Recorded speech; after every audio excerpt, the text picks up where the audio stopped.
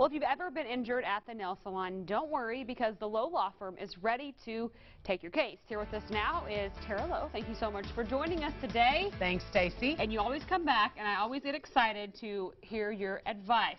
Today kind of threw me for a loop. Nail salons. It really is a common thing, correct? It is a common thing. It's become more common in the last several years.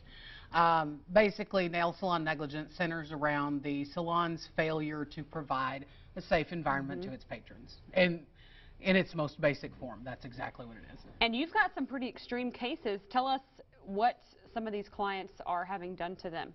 The most common thing that we see with these type injuries are infections that lead to worse problems. Okay. Most commonly, you'll start with an infection. The infection gets treated. Sometimes it's great, it's fine, it goes away.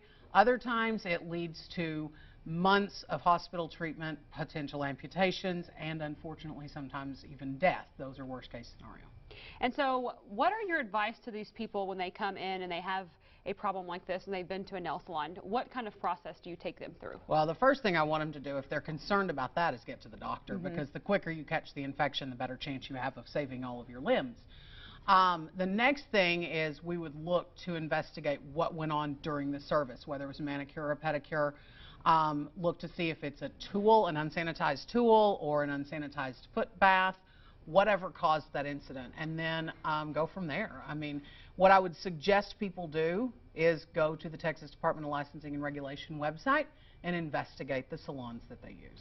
And so would it be the state that would be investigating this salon, correct? That's correct. And, you know, what type of things are you seeing at the salons? Go ahead and give us a little basis of that, whether it's the powder, the pedicure chair. What are the different things that are happening?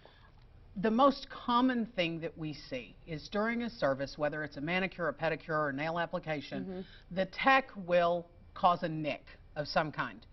The problem then is if they're using unsanitary tools, that tool can lead to an infection. A lot of times we go and the infection goes away. Yeah. But if it doesn't, you need to get to the doctor. But that's the most common thing we see is a nick with an unsanitary tool. The other thing would be the unsanitized foot bath.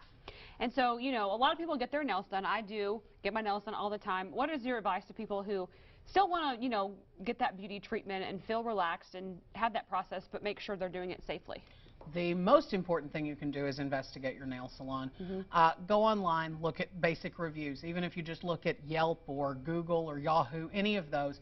The other thing is definitely go to the TDLR website and look, because they will have a wealth of information about reports and inspections. Other than that, look around. See if the place is clean. See if they look like they're cleaning those tools as they're using them on you. And that's about the only thing you can do. That's about the only thing that you can do to prevent infection.